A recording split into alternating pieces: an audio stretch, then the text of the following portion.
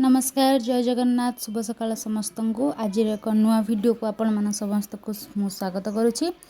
मु तो बहुत भलरे अच्छी आशा करुच्ची भगवान को कृपार आपण मैंने भलरे थे। तेज चलतु आज बनैबा चिंगुड़ी तरकारी। तो चिंगुड़ी तरकारी बनवाई मु चिंगुड़ी को बाछिकी भल भाव में धोईकी पूरा कड़ा करके पूरा भाजी नहीं देखा के सुंदर देखा। चिंगुड़ी तरकारी आलू पकाइबापी मुझे 4-5 आलू नहीं एमती पतला पतला करके काटिकी भल भाव में भाजिकी नहीं जाइए।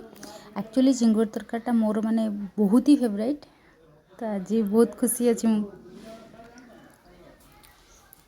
तो आलू को पूरा लाल करके भाजी ने भल भाव में देखी पारे आलू मोर ये भजा हो जाइए। एबे चलतु करवा तरकारी। तो तरकारी मुझे कड़े नहीं जाइए। कड़े रे तेल गरम कर देछि। तेलटा भल भाव में आप गरम करने।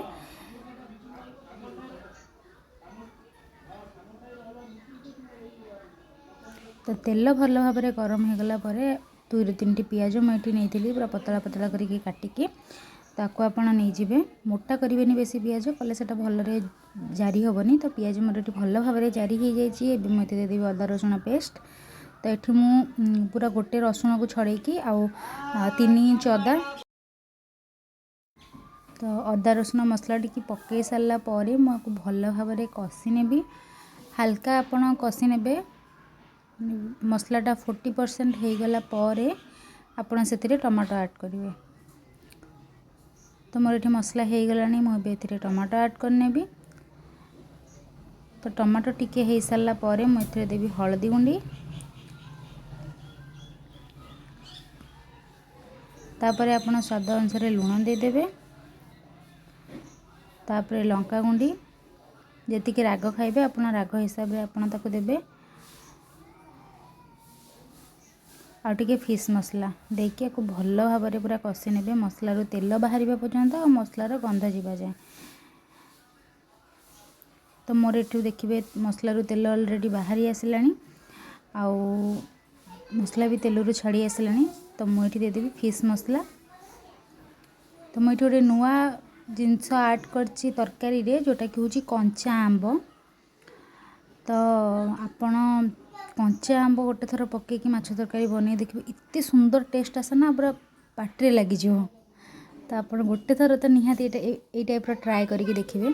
तो ये मोर मसला हो गला मुझे आलू पकईदेवी। आलू को पकईकी आपको टे भल भाव में कषि नेबी।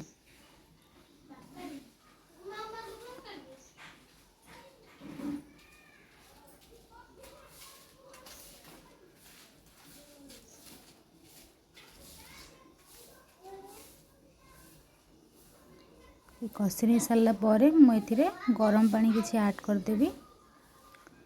जी आप झोल खाइबे माने तरकारी पानी जो परिमाण आप रखिए से परिमाण रे ही आपड़ ए पानी ऐड करेंगे। तो पानी दे सारापर मुझे ढांकीदेवी ढांकी आलूटा को सिझाई छाड़देवी।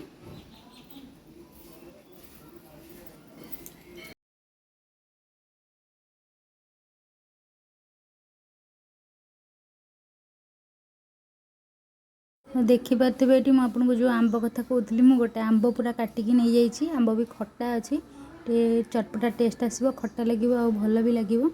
तो मुझे काटिकी रखी आलूटा सिझिला ही आंब पकेबे ना आलू आउ सिझिबनी खट्टा पकईदेला। तो आलू देखिली मुझे मोर सिझीगला मुझे आंब को पकई देकी टे सिझाई छाड़देवी। आंब टे सिझीगला आम ए माछ ऐड करवा। तो मुझे माछ ऐड करनेली। माछ ऐड करके हल्का टिके आपन को फुटे देबे ना माछटी टाण लगे खायापी झोल भिजबनी भलसे। तो माछ को मुझे गोले देकी देखिए ढांकीदेली। तो देखिपे ये अलरेडी मोर तरकारी हो सारा मुझे पकईदेवी टे गरम मसला। तो देखिपे केते सुंदर कलर आसी खाइबा को भी बहुत ही टेस्टी लगे। गोटे थर एमती बनईकी आपण मैंने देखु। वीडियोटी भल लगी लाइक शेयर सब्सक्राइब निहाती करेंगे। जय जगन्नाथ।